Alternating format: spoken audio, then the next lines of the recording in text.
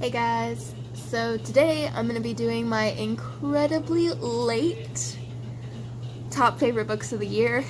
Um, Basically I've been pushing off this video just because I have not really felt like filming it, and I don't know, it's just been a hard time, and I've just seen everybody's favorites and I just feel like nobody's gonna care.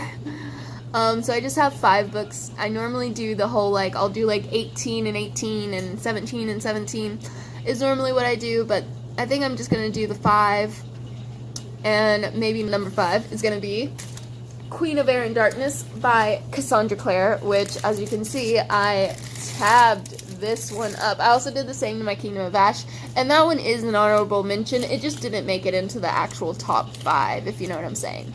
But I really love this book. I thought it was an amazing conclusion. Mark and Kieran and Christina have my goddamn heart. I would die for all of them. They're fantastic, and I just really, their storyline was honestly one of my favorite parts of this entire book. Like, I love Emma and Julian so much, but like Mark, Kieran, and Christina was just so interesting and so incredibly complex, and I love them in this book. It was such a good time and a good book. And also the very end with our faves, wow, what an ending. I loved it. It was so great. And of course Kit and Ty, they're amazing too. I'm so ready for their series. It's gonna be amazing. I cannot handle how excited I am about it. But yeah, so that's number 5. Coming in at number 4 is The Tiger's Daughter by K. Arsalta Riviera. And I read this actually near the end of 2018, but it was just such a standout book. It's all about these 2 women who have kind of grown up together, and they were best friends, and then they fall in love, and it's just so beautiful and gorgeous, and I just loved it so much. And yeah, I just highly recommend this to everybody. Like, it was definitely like the queer fantasy that I wanted, and I am just so happy that it exists. It was such a fun time. I also tabbed this guy up. So good. And then number 3 is going to be The Poppy War by R.F. Kuang. This was before I was tabbing, as you can see. But I love this book. It's all about our main character, Rin, and she goes off to this really elite military academy, and she ends up taking on this craft that everybody thinks is kind of a joke, and she's the apprentice of like this one professor that nobody really holds in esteem and everything, and they think that his class is just like kind of fake or something. Anyway, it's just so good. It's got magic and, you know, swords, and just, it's got everything you want. I love this fantasy story so much. So amazing. I cannot wait until the sequel comes out this year. It's gonna be so freaking good. So yeah. And this was a debut. This was R.F. Kuang's first book, and I'm just like, god damn, because they did amazing. The next book is actually one I plan to reread here pretty soon, and that is Truly Devious by Maureen Johnson. So this one comes in at number 2. I actually read this from the library last year, and I just recently bought a copy because I loved it so much. I had to own my own copy. I read this back in February of last year, and it's almost been a year since I read it, and I still think about it like all the time. It is so good. It's all about our main character who gets accepted into this elite academy. Can you tell I have a trope that I love?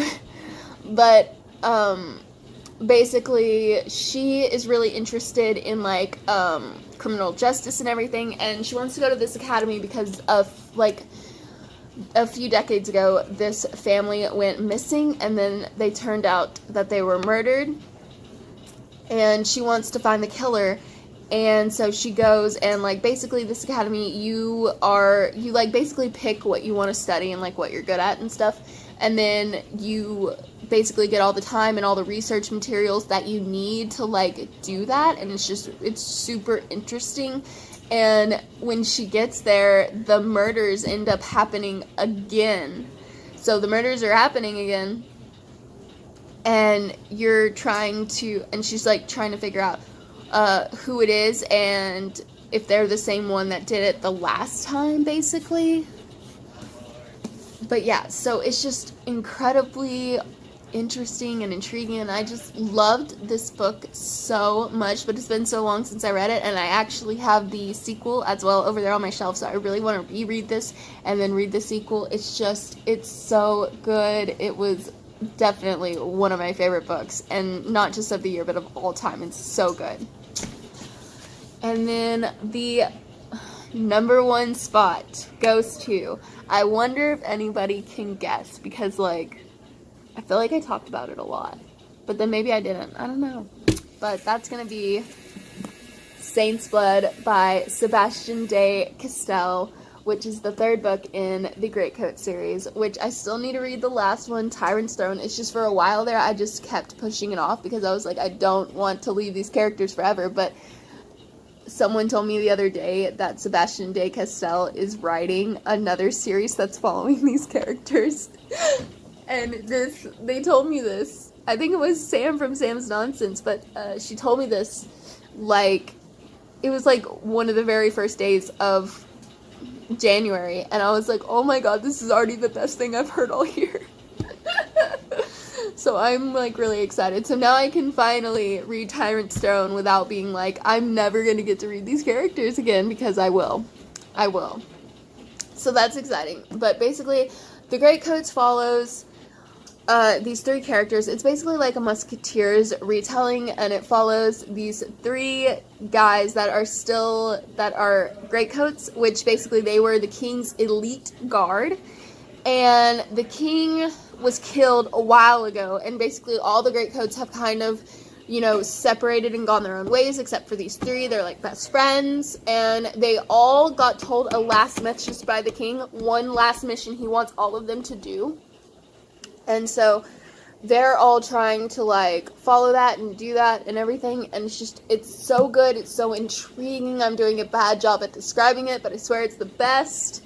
And it's just, I want to die, honestly, because I just love it so much, and there's like so many parts in this where I just teared up and everything. And the only reason this one isn't tabbed is because I was out of tabs when I read this, and I could not wait until I got more to read it. I had to read it then, whenever I did read it. But it was so good, and I love this series so much. It's definitely my all-time favorite series right after Harry Potter. It's just so fucking good, and I swear if you love fantasy and great humor and stuff, you will love this series so much. It's just amazing. 10 out of 10.